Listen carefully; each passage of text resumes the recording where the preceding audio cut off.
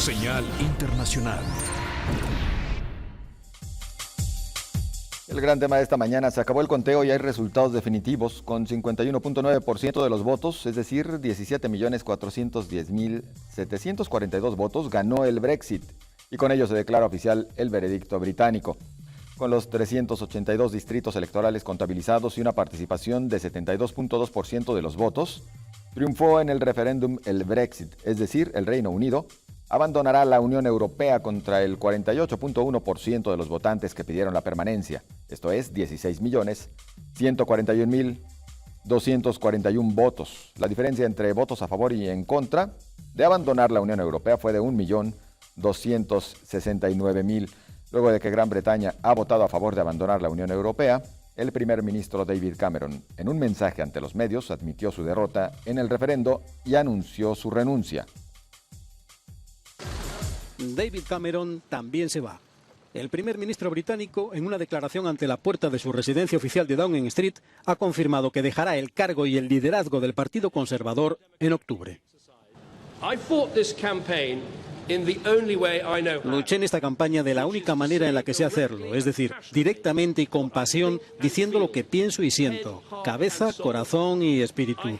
No he escondido absolutamente nada. He sido completamente diáfano en mi creencia de que Gran Bretaña es más fuerte y está mejor y más segura dentro de la Unión Europea. Y he recalcado que el referéndum era sobre esto y solo sobre esto, y no sobre el futuro de ningún político, incluido yo mismo. Pero los británicos han tomado una decisión muy clara, la de seguir un camino diferente, y por tanto creo que el país requiere de un liderazgo nuevo para ir en esa dirección. Voy a hacer todo lo posible como primer ministro para estabilizar la nave durante las próximas semanas y meses. Pero no creo que sea adecuado para mí tratar de ser el capitán que dirija a nuestro país hacia su próximo destino. Esta no es una decisión que haya tomado a la ligera, pero creo que es de interés nacional para tener un periodo de estabilidad y un nuevo liderazgo. No hay necesidad de fijar un calendario preciso hoy, pero en mi opinión debemos aspirar a tener un nuevo primer ministro al comienzo de la conferencia del Partido Conservador en octubre. David Cameron defendió en la campaña argumentos prácticos para seguir en la Unión Europea, pero sin mostrar entusiasmo por un proyecto político común.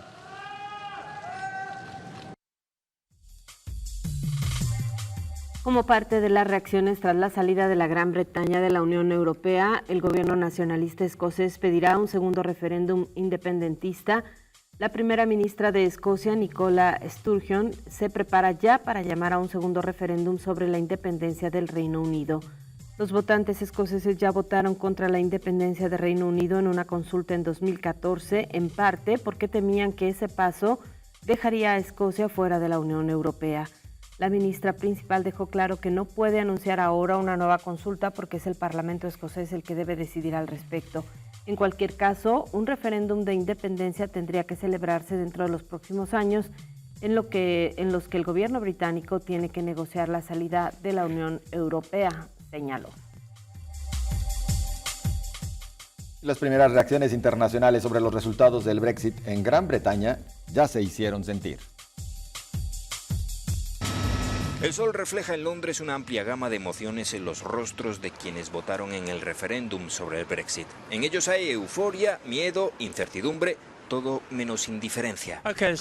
Tiene muchos aspectos, pero en general creo que es un buen resultado, absolutamente fantástico. Estoy seguro de que todo saldrá bien. Nos fue bien antes y no veo por qué razón no debería irnos bien ahora. Esto es lo que nos hace ser grandes. Creo que va a ser el apocalipsis. Estamos condenados. No tengo ni idea de qué va a pasar. Estoy devastada por completo. No estoy del todo segura de qué va a pasar. Supongo que habrá que esperar y ver. Este país se las ha arreglado para salir adelante desde hace más de 2000 años, con éxito en su mayor parte. Abandonar la UE no hará ningún daño en el largo plazo, tal vez en el corto plazo, como hemos visto casi de inmediato con la libra frente al dólar y el euro, pero aparte de eso no estoy preocupado, es solo la incertidumbre. El pueblo británico se ha despertado con las noticias sobre el terremoto político desatado por la victoria del sí. En palabras de la campaña a favor de la salida, el país ha decidido recuperar las riendas, lo que tendrá grandes implicaciones en la política británica, la economía del Reino Unido y la UE en su conjunto. Sarah Chappell, Euronews, London. Como medida de precaución, agentes de la policía y la gendarmería francesa detuvieron al menos a un centenar de personas que se manifestaron en contra de la reforma laboral. Miles de parisinos acudieron este jueves a la Plaza de la Bastilla por un doble motivo: manifestarse contra la reforma laboral y reivindicar su derecho a la protesta en la calle. La marcha se realizó bajo un fuerte dispositivo policial y con un cambio del itinerario inicial previsto. Hubo cerca de un centenar de arrestos, la mayoría por llevar mochilas que estaban prohibidas o diversos objetos que hacían pensar que tenían intención de participar en altercados. Para ello se dispusieron unos 2.200 agentes distribuidos en varias barreras policiales que debían atravesar los manifestantes para acceder al lugar. Finalmente, el recorrido de la marcha se redujo a 1,6 kilómetros alrededor de la Plaza de la Bastilla, símbolo de la Revolución Francesa. Pese a todo, el presidente François Hollande insistió en que su gobierno irá hasta el final con la reforma que considera necesaria. El ministro de Interior francés, por su parte, se felicitó por el transcurso óptimo de la protesta. Había que evitar que se repitieran las imágenes violentas del pasado 14 de junio con decenas de heridos y varios arrestos en un contexto de gran movilización policial por la amenaza yihadista y la Eurocopa de fútbol. En un pacto histórico de cese al fuego bilateral y definitivo, Colombia y las FARC acordaron de poner las armas con un acuerdo de paz. Los guerrilleros de las FARC estamos sellando con el gobierno de Juan Manuel Santos un cese al fuego y de hostilidades bilateral y definitivo. El histórico acuerdo fue suscrito el jueves en La Habana, donde se realizan las negociaciones de paz desde noviembre de 2012. La ceremonia fue presidida por el mandatario Juan Manuel Santos y el líder de la guerrilla Timoleón Jiménez, alias Timochenko, así como por el presidente de Cuba, Raúl Castro, y el canciller de Noruega, Borge Brende, ambos países garantes de las negociaciones. Hoy es un día histórico para nuestro país. Después de más de 50 años de enfrentamientos, muertes, atentados y dolor, hemos puesto un punto final al conflicto armado con las FARC. También se acordó la dejación de armas, el combate a grupos criminales que atenten contra la implementación de los acuerdos y que el mecanismo para la validación del acuerdo final sea avalado por la Corte Constitucional, que actualmente debate la viabilidad de un plebiscito para refrendarlo. Además, se establecerán 23 zonas de concentración de los guerrilleros para su progresiva reintegración a la vida civil, y en un plazo de 180 días se establecerá el procedimiento para el abandono de las armas, aunque ya se adelantó que la guerrilla las entregará a la ONU para su destrucción. En Bogotá, centenares de capitalinos observaron el anuncio en pantallas gigantes y celebraron, algunos entre las lágrimas, una jornada que marca uno de los últimos hitos para intentar poner fin al conflicto armado más antiguo de América y que ha dejado unos 260.000 muertos, 45.000 desaparecidos y 6,9 millones de desplazados. Aunque no hay una fecha para firmar el pacto final, lo que es seguro es que será suscrito en Colombia. Un empate en la votación de la máxima corte estadounidense mantiene bloqueadas las medidas migratorias propuestas por Obama en 2014.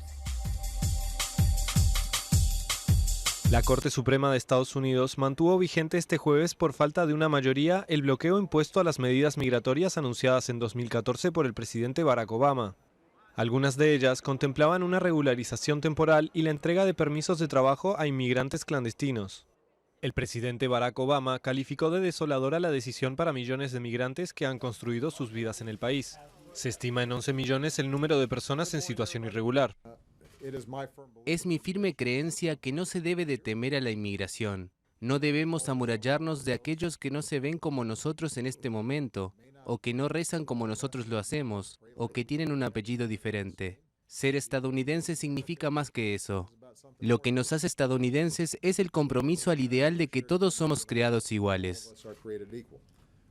La votación quedó empatada a 4 votos, luego de que la Corte quedara solo con 8 integrantes en febrero pasado tras la muerte del juez conservador Antonin Scalia.